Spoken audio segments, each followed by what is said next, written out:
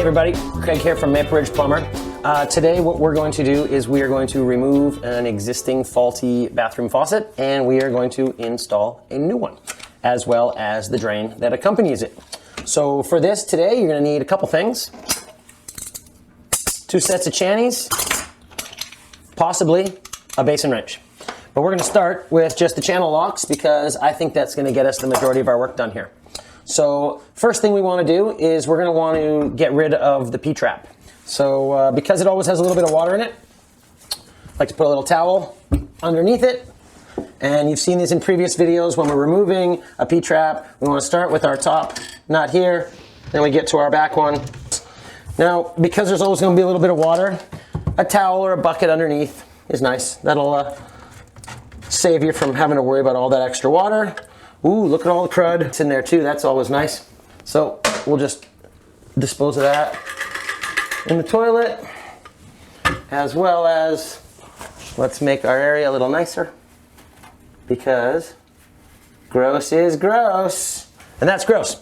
Okay, so next thing we're gonna do, we are going to remove the water supply lines to get at our faucet. Excuse me. Now, because they have water in them and we don't want to get soaking wet, we're going to turn the valves off, okay? Once our valves are off, then we can remove these copper lines. Now, because they're on there quite tight, it's often better practice to do what we call back wrenching. Now, this is where you have one set of pliers that hold the valve in place while the other one does the work. It prevents them from rocking around and potentially causing leaks in the future. So we'll start over here with our hot. Came off nice and easy on that one. Out with one. We'll do our cold as well.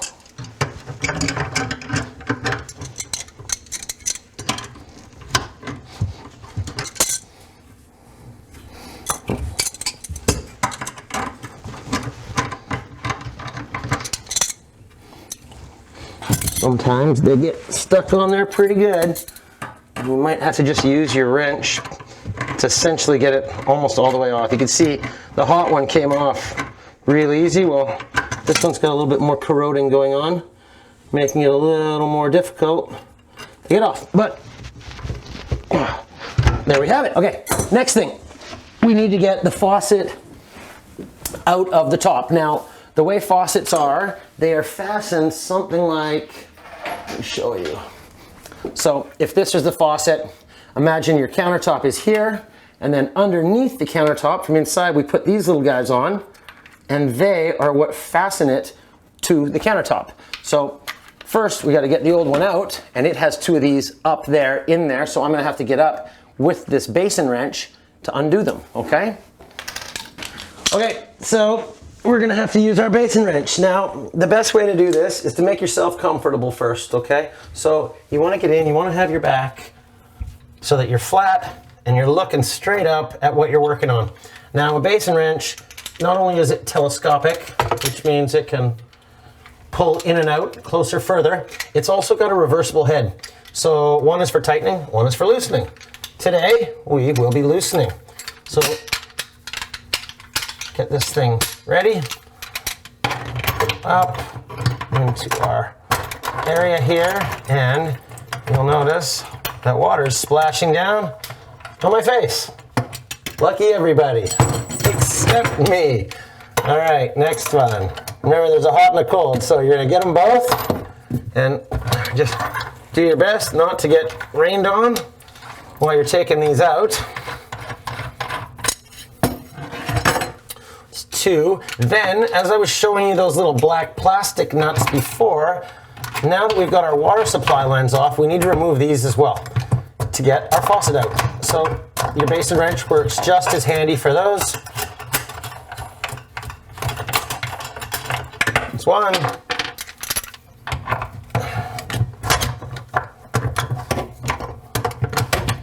And 2.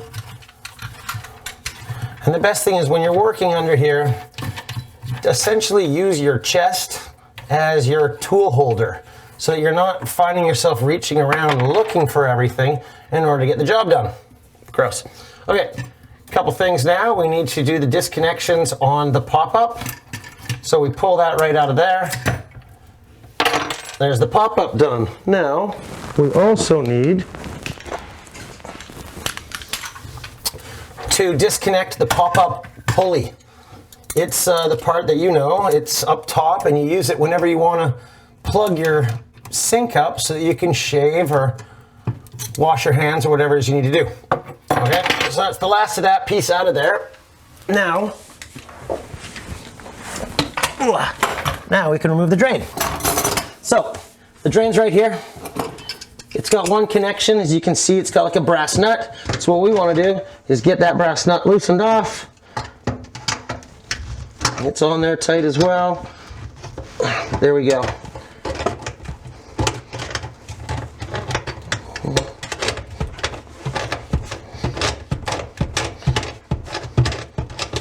Okay.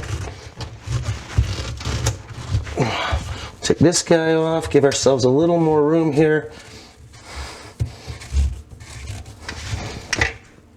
Ooh, look at that. You get to see more nice stuff. And I'll get that crud out of there. Boom, okay. I'll get this guy off of here.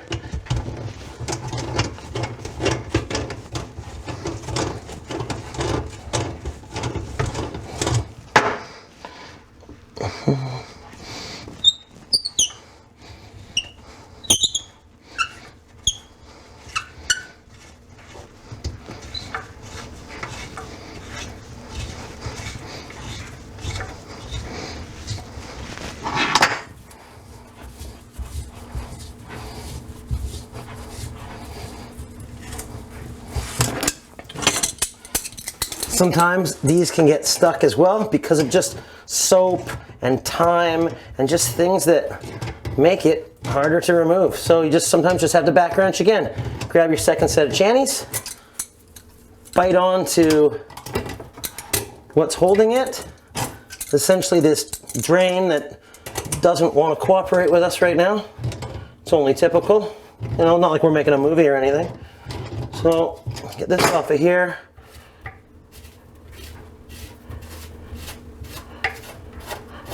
All right, boom, that's gone. Now we just need to get the rest of this stuff off of here so that we can remove this drain.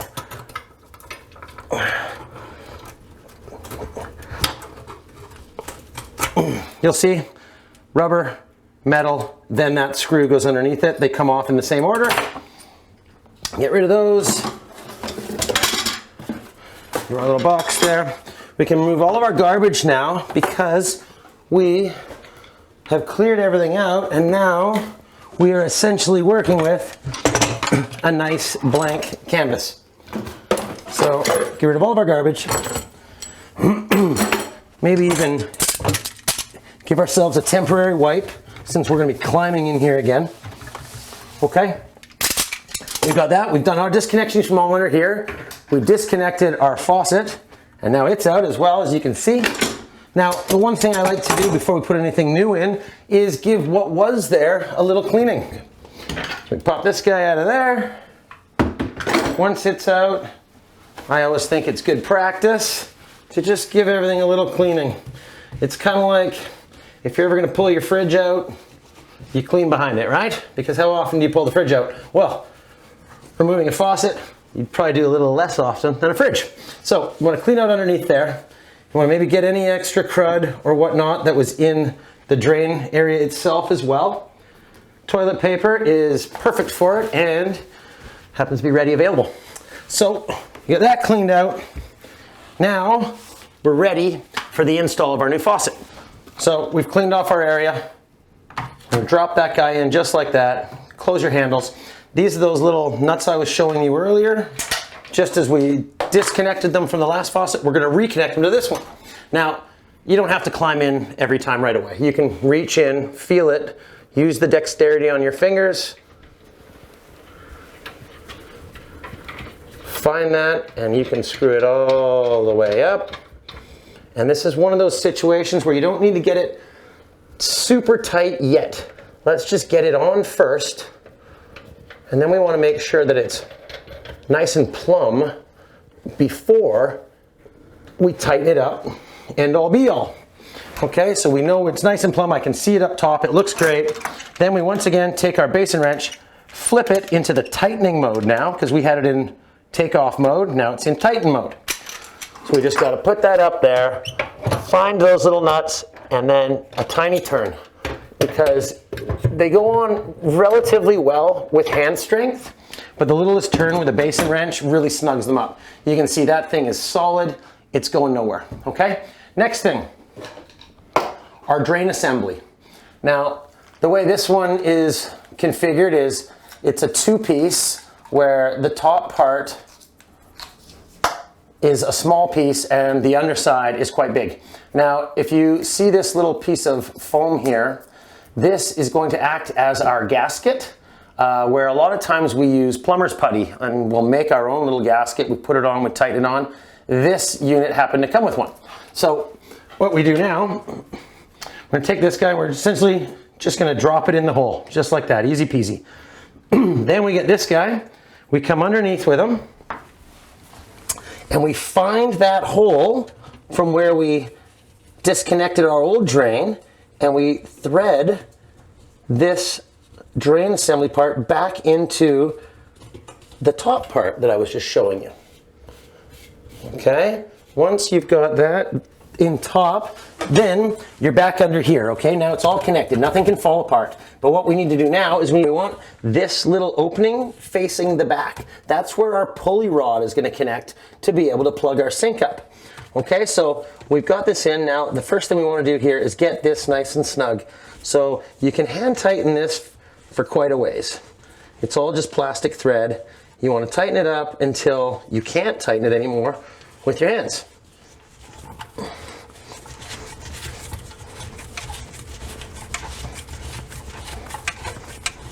Okay, once you got it relatively tight like that, then you just get your channel locks and you can tighten this thing up nice and snug. Because you're talking about a compression fitting here where we've got rubber and plastic compressing up into the porcelain, because if we went with anything else, it would crack the porcelain if we made it too tight.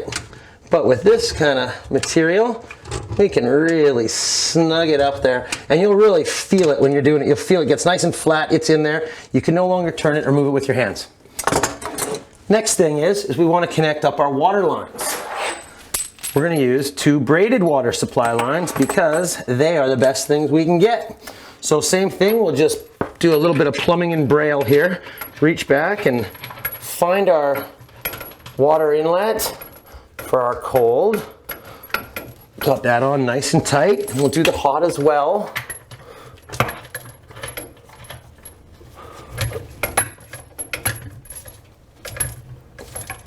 It's on nice and tight as well.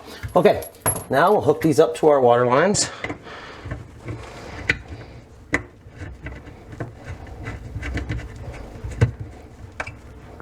Same thing I always tell you, get it on there nice and tight with your hand, and then you just tighten it on, snug with your wrench. Do the same thing on our cold side here. And I know you guys can see that this is red and this is blue, which is a pretty clear indication of what's hot and cold. But in case they're not blue and red, I know a plumbing kind of rule of thumb is if you don't know what it is, then assume cold is always on the right or the bottom. So if you're side by side, cold's always on your right. If they're top and bottom, cold's always on the bottom. Okay, little quick lesson. Okay, now once you've got that hooked up to here, your water's good, you're ready to put on your trap and your remaining pieces. So the next thing we're gonna do, we're gonna put in our popper upper, our stopper, whatever you wanna call it. So we've got a few extra little pieces here that came with the sink or the faucet, and this is what we're gonna do. So first we'll get this guy, and it's got writing on it that essentially is the way for you to say that's looking at it. That's the way I want it to point. So, and you can see the bottom of it, it's closer on one side than if it were turned this way to get to the other side. So we're gonna put it in with this end towards the back with the writing facing us. You just need to reach up, find the little hole, drop it in, okay? Next thing, this is our toggle rod that allows that to lift up and down. So we need to take off this little guy here the part that we pointed towards the back of the vanity. So we take this guy, we slide him over top of this guy, like this, okay? Then, with that same hole, we put that piece in and kind of test it. You hear that noise? That noise is that popper going up and down, so we know we've got it in the right hole. Then we just tighten this back on. And this is another one of those things you can just, it's hand tight. You can just tighten this on by your hand and that will be enough. Okay, so it's on, we can test it again. Up, down, up, down, up, down, up, down, up, down. Sounds great. So next thing we're gonna do, we're gonna connect up all the mechanical pieces that make the pulley work. So this is the part that we all know that goes on top. We pull it up in and out of our faucets. We'll put it in first. Boom, in the hole, there it goes. Now we're back underneath the cabinet. Now underneath here you'll see there's the bar we just put in. Here's the horizontal toggle bar. Now we need them to work together. So we have this guy here, this little plastic sleeve of sorts, and it comes with a little fastener. So what we want to do, first of all, we want to put the pulley uppy in the downward position. Okay? Then we want to slide this guy with the nut first up onto, whoops, daisies, up onto our pulley rod. Now, once it's on there, you need to be somewhat cognizant of the height of it, because if you put it through the wrong hole, you won't be able to pull up far enough. And that's on one end. If you put it through the wrong hole on the other, you won't be able to pull it up at all. So what you do is you take this little guy here, it slides over the horizontal part. Then I use the third hole. It's just, there's a lot of holes. I always just use the third one. I find it works on 99% of applications, okay? Now we've got it in there, we can then play with it again, up and down, up and down. Now, the last thing we have to do in order for this to work is that little brass nut I was showing you at the top there, we need to tighten it so that it clamps to the pulley bar. So you just get your little channies out again and tighten it up tight. So now you can pull, push. From underneath, it works. The same thing can now be said for up top. Open, close, open, close, okay? So that's that part, easy, easy. Now, last thing we gotta do before we take this thing for a test drive is put back on our P-Trap. So, same thing, this is really easy. I've showed you guys this before. It just literally slides up onto here, slides onto there. Do your back connection first. Get it on there nice and snug. Then your front one. Okay? Now, you're all put back together. All we gotta do now is take it for a test drive. So, we'll start with our cold. Open her up. We can see there's no drips. We always do the eye test first, right? So if you don't see water, it's a good indication there's no water. Next, we'll do our hot. Open it up. Same thing. You can feel everywhere. You can see there's no water dripping. We can feel there's no water running, even though we know there's water there. So that means our connections are perfect so far. Next thing, we'll turn on the cold water.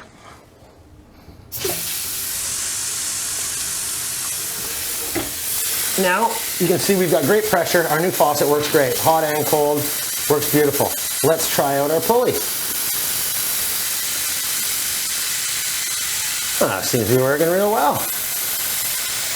A good way to test this is fill it up partially, turn your water back off, and just wash it. Because if there are any leaks, it will bubble because the air will need somewhere to go and it will come up. As you can see, and I can see, there's no leaks. It's like we've done this before. So, empty her out. Gives us a chance then to check on our drain underneath, which, like I said, it's always good to give it extra tightening, just with your hands, because oftentimes what can happen is you can even see little bits of water, and sometimes that'll fool you into thinking that you're leaking when you're not. Other times, that leak is an indication that you need to tighten it more. So, bigger wrench, tighten. Put this on here, crank this around. Because sometimes you need a little bit of Herculean strength to make the water stop. Okay, let's try again here. See how we're doing. And as you can see, it's still got a little bit of a drip here. Now, there's ways to deal with this, right? We could, if we had material, if we had time, whatnot, we could easily disconnect all this, put a new one on, this and that, but that's for another video. What we're gonna do is we're gonna fix this so that it isn't dripping. So like I said, sometimes we just need a little more strength.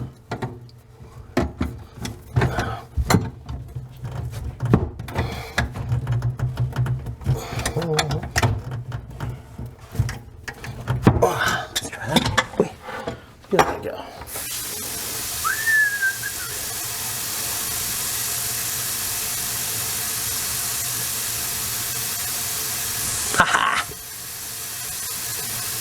Back in business, okay? So don't get too discouraged. If you do take it apart and you see a little bit of a leak, it's okay.